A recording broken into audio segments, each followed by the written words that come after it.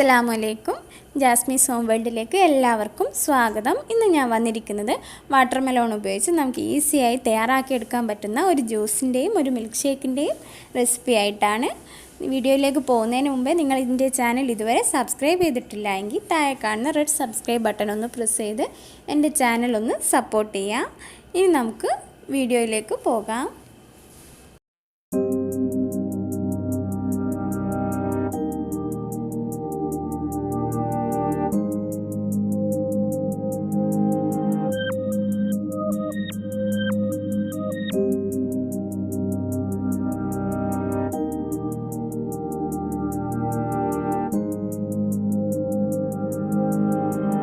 നമുക്ക് വാട്ടർമെലോൺ ഉപയോഗിച്ച് എങ്ങനെയാണ് ജ്യൂസ് തയ്യാറാക്കിയെടുക്കുന്നത് നോക്കാം. ഇതിനായി ഒരു കപ്പ് വാട്ടർമെലോൺ ഞാൻ എടുത്തിട്ടുണ്ട്.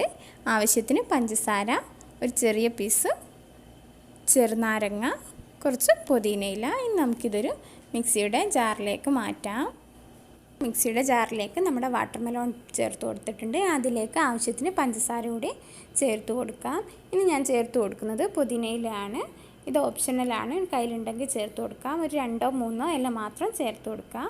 ഇനി ഇതിലേക്ക് 1/2 ടീസ്പൂൺ ചെറുനാരങ്ങാ നീര് കൂടി നമുക്ക് ചേർത്ത് കൊടുക്കാം. വേണ്ടത് ഐസ് ക്യൂബ്സ് ആണ്. ഒരു 4-5 ഐസ് ക്യൂബ്സ് കൂടെ ചേർത്ത് നന്നായിട്ടൊന്ന് മിക്സിയിൽ അരിച്ചെടുക്കാം. നന്നായിട്ട് അരിച്ചെടുത്തിട്ടുണ്ട്. ഇനി നമുക്കിതൊരു സ്റ്റെയിനർ വെച്ച് അരിച്ചെടുക്കാം. ഇനി നമുക്കിതൊരു ഗ്ലാസ്സിലേക്ക് മാറ്റാം.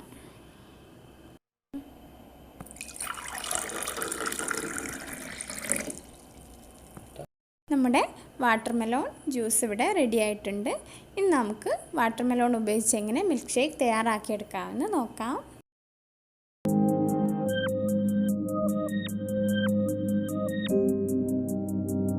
വാട്ടർമെലോൺ ഉപയോഗിച്ച് എങ്ങനെയാണ് മിൽക്ക് ഷേക്ക് തയ്യാറാക്കുന്നത് നോക്കാം. ഇതിനായി ഞാനിവിടെ എടുത്തിട്ടുള്ളത് 1 കപ്പ് വാട്ടർമെലോൺ ആണ്. ഇതൊരു 3 മണിക്കൂർ ഫ്രീസറിൽ വെച്ച് നന്നായി ഫ്രീസ് ചെയ്തെടുത്തതാണ്. ഇനി ഇതിലേക്ക് തണുത്ത പാല് ഒരു 3-4 ടേബിൾ സ്പൂൺ, പിന്നെ ആവശ്യത്തിന് പഞ്ചസാരയുടെ ചേർത്ത് കൊടുക്കണം. ഇനി നമുക്കിതൊരു മിക്സിയുടെ ജാറിലേക്ക് മാറ്റാം. ഇവിടെ മിക്സിയുടെ ജാറിലേക്ക് വാട്ടർമെലോൺ ചേർത്ത് കൊടുത്തു. അതിലേക്ക് ഒരു 4 ടേബിൾ സ്പൂൺ തണുത്ത പാലും ഒഴിച്ചു കൊടുത്തിട്ടുണ്ട്. ഇനി നമുക്കിതിലേക്ക് ആവശ്യത്തിന് പഞ്ചസാര കൂടി ചേർത്ത് നന്നായിട്ടൊന്ന് അരച്ചെടുക്കാം. ഞാനിതൊന്ന് അരച്ചെടുത്തിട്ട് കാണിക്കാം. നന്നായിട്ട് അരിച്ചെടുത്തിട്ടുണ്ട്. ഇനി നമുക്കിതൊരു ഗ്ലാസ്സിലേക്ക് മാറ്റാം.